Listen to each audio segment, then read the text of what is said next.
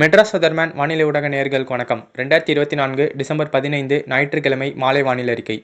தற்போதைய வானிலை அமைப்பை பொறுத்தவரையில் கடந்த 3 தினங்களாக தென் மாவட்டங்கள் மற்றும் அதனையொட்டியுள்ள மேற்கு தொடர்ச்சி மலைப்பகுதிகளில் கடும் வெள்ளப்பெருக்கை ஏற்படுத்திய தீவிர காற்றழுத்த தாழ்வு பகுதியானது தற்பொழுது தென்மேற்காக நகர்ந்து தற்பொழுது அரபிக்கடலின் லட்சத்தீவு பகுதிகளில் ஒரு கீழடுக்கு சுழற்சியாக நீடிக்கிறது. இது அடுத்து வரும் 24 மணி நேரத்திற்கு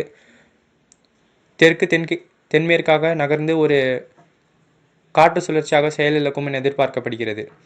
மேலும் தற்பொழுது அரபிக்கடலின் வடக்கு பகுதி மற்றும் அதனையொட்டியுள்ள பாகிஸ்தான் கடலோர பகுதிகளில் வலுவான உயரழுத்த பகுதி நீடிக்கிறது. மேலும் வங்கக்கடலில் அந்தமான் கடல் பகுதிக்கு தெற்கு பகுதி மற்றும் அதனையொட்டியுள்ள தென்கிழக்கு வங்கக்கடலில் நீடித்து கொண்டிருந்த கீழடுக்கு சுழற்சியானது தற்பொழுது காற்றழுத்த தாழ்வு நிலையாக இன்று காலை வலுப்பெற்றது. இது அடுத்து வரும் 24 மணி நேரத்திற்குள் காற்றழுத்த தாழ்வு பகுதி மற்றும் தீவிர காற்றழுத்த தாழ்வு பகுதியாக வலுப்பெறும் என எதிர்பார்க்கப்படுகிறது. இந்த நிகழ்வானது வடமேற்காக நகர்ந்து இலங்கையின் வடகிழக்கு பகுதி மற்றும் வடகிழக்கு பகுதிக்கு சற்று அப்பால் வந்து நிலை கொள்ளும் பொழுது இலங்கையின் வடகிழக்கு பகுதி மற்றும் அதனையொட்டியுள்ள கிழக்கு கடலோர பகுதிகளில் பயணிக்கும் வலுவான கடல் நீரோட்டங்கள் காரணமாக இந்த நிகழ்வு ஒரு காற்றழுத்த தாழ்வு மண்டலமாக வலுப்பெறும் என எதிர்பார்க்கப்படுகிறது. மேலும் தற்பொழுது பிற வானிலை காரணிகள் பொறுத்தவரையில் தற்பொழுது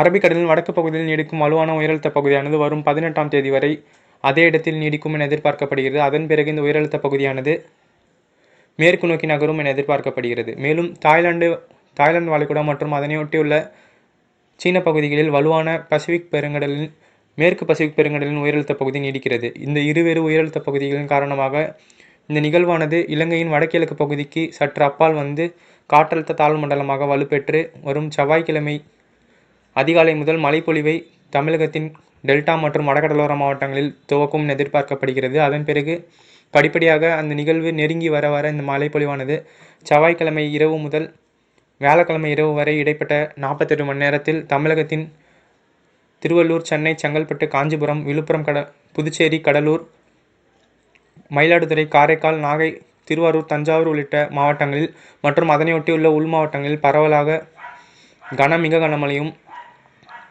தமிழகத்தின் வடகடலோர மாவட்டங்களில் சில இடங்களில் அதீத கனமழையும் ஏற்படும் என எதிர்பார்க்கப்படுகிறது. மேலும் அந்த நேரத்தில் வெஸ்டர்ன் டிஸ்டர்பன்ஸ் என்று அழைக்கப்படும் மேற்கத்திய இடையூறு பகுதி ஒன்று இமயமலை பகுதிக்கு வருகை தரும் என எதிர்பார்க்கப்படுகிறது. இதனால் இந்த உயரழுத்த பகுதியுடன் இணைந்த மேற்கத்திய குளிர்காற்று மற்றும் இது வெஸ்டர்ன் டிஸ்டர்பன்ஸுடன் இணைந்த குளிர்காற்றும் வங்கக்கடல் நிகழ்வுடன் இணைந்த கீழ்திசை கிழக்கு காற்றும் தெற்காந்திரா மற்றும் தமிழகத்தின் வடகடலோர மாவட்டங்களில் வரும் டிசம்பர் 18ஆம் தேதி முதல் 20ஆம் தேதி இடைப்பட்ட நேரத்தில் வளிமண்டலத்தின் மத்திய அடுக்குகளில் சந்திக்கும் என எதிர்பார்க்கப்படுவதால் தெற்காந்திராவின் நெல்லூர், திருப்பதி கடலோரம் மற்றும் தமிழகத்தின் திருவள்ளூர், சென்னை, செங்கல்பட்டு, காஞ்சிபுரம், விழுப்புரம், புதுவை, கடலூர் இடைப்பட்ட கடலோர பகுதிகளில் சில இடங்களில் கனமழை பொழிவு ஏற்படும் என எதிர்பார்க்கப்படுகிறது. இந்த மழைப்பொழிவானது குறுகிய நேரத்தில் பெருமழைப்பொழிவாக அமையும் என எதிர்பார்க்கப்படுகிறது. இதனால் நாம் அறிவித்த இந்த மாவட்ட மக்கள் முன்னெச்சரிக்கையுடன் இருக்க வேண்டும் என கேட்டுக்கொள்கிறேன். மேலும் தற்பொழுது பெஞ்சல் புயலால் வெள்ளம் பாதித்த மாவட்டமான விழுப்புரம் மாவட்டம், புதுவை, கடலூர் மாவட்டங்களிலும் இந்த தீவிர மழைப்பொழிவு ஏற்பட அதிக வாய்ப்புள்ளதால் அந்த மக்கள் தேவையான முன்னெச்சரிக்கை நடவடிக்கைகளை மேற்கொள்ளுமாறு கேட்டுக்கொள்கிறேன்.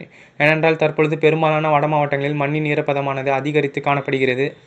மேலும் நீர்நிலைகளும் தற்பொழுது 90 முதல் 100% வரை பெரும்பாலான நீர்நிலைகள் எட்டியுள்ளதால் இந்த நிகழ்வின் காரணமாக வெள்ளப்பெருக்கு ஏற்பட வாய்ப்புள்ளது. இதனால் தாழ்வான பகுதிகளில் உள்ள மக்கள் பாதுகாப்பான இடங்களுக்கு செல்லுமாறு கேட்டுக்கொள்கிறேன். மேலும் இந்த நிகழ்வு வடமேற்காக நகர்ந்து தமிழகத்தின் டெல்டா கடலோரம் மற்றும் அதனையொட்டியுள்ள வடகடலோர மாவட்டங்களில் நோக்கி நகரும் போது இந்த பசிபிக் பெருங்கடல் உயரழுத்தம் மற்றும் அரபிக்கடல் உயரழுத்த பகுதிகளின் தாக்கத்தால் இந்த நிகழ்வு மிக மெல்ல நகரும் என எதிர்பார்க்கப்படுகிறது. இந்த நிகழ்வு பெஞ்சல் புயல் போன்றே மிக மெல்ல நகர்ந்து அதிக மழைப்பொழிவை தமிழகத்தின் வடகடலோரம் மற்றும் அதனையொட்டியுள்ள டெல்டா மாவட்டங்களில் ஏற்படுத்தும் என எதிர்பார்க்கப்படுகிறது. மேலும் இந்த நிகழ்வு துல்லியமாக எங்கு கரை கடக்கும் என்பது அடுத்து வரும் 24 மணி நேரத்தில் தெரிய வரும் என எதிர்பார்க்கப்படுகிறது. ஆனால் இந்த நிகழ்வு பெரும்பாலும் தமிழகத்தின் திருவள்ளூர் முதல்